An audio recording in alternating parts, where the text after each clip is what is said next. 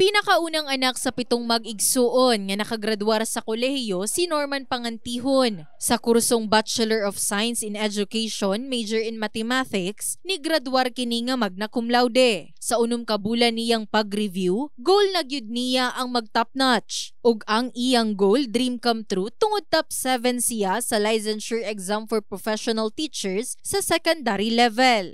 During the review, I think it's more of mind setting good na when you set your mind to it, you put your heart to it, and you do everything just to achieve it, good ma'am. Di matud pa sayon ang naagian ni Norman sa iyang pagskwela. Aside sa 4 hours na review na mo ma'am kay, naga-review ko every night.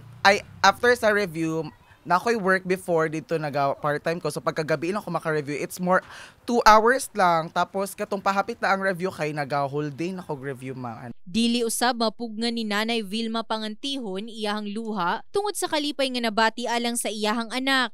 Pasalamat ng Diyos ko ma'am nga human sa eskwela. Bisag kababre na mo ma'am, kauman siya. Pasalamat lang po ko nga nagtaro sa eskwela ma'am. Gawas kang Norman, rank 10 usab si Princess Pauline Laiz nga usasab ka magna cum laude og DOST scholar. Bata pa lang siya hangtod ni graduar sa kolehiyo, daghang medalya na ang iyahang naangkon. While naga-review ko, nagaano lang gid ko nga dili ko magpadala sa pressure.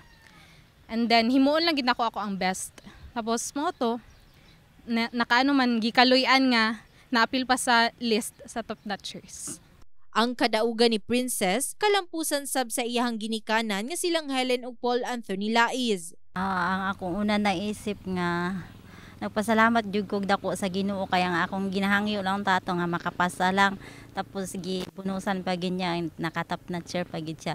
Dako gid kay akong pasalamat sa Ginoo sobra-sobra gyud. Ang ilang kay excited akong ginabara kay para dili kay ma-emotional ba. Ang ilang kuan mao na lang kuan lang nako sila. Si Princess ug Norman, pila lang sa mga nag-top notch sa LPT. Advice na lang nila ngadto sa mga sunod mag-take og board exam. So kung magpadala ka sa pressure, malemurag mabetray ka sa imong sarili, dilin mo mahimo ang imong best.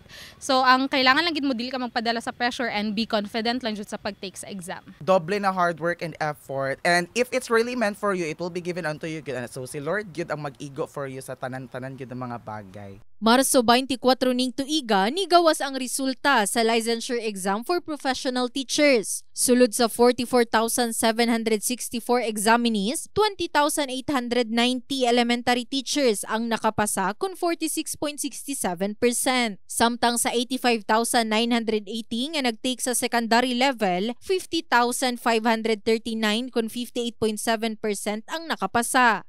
In the heart of changing lives, kini si Liza Labajo, Brigada News.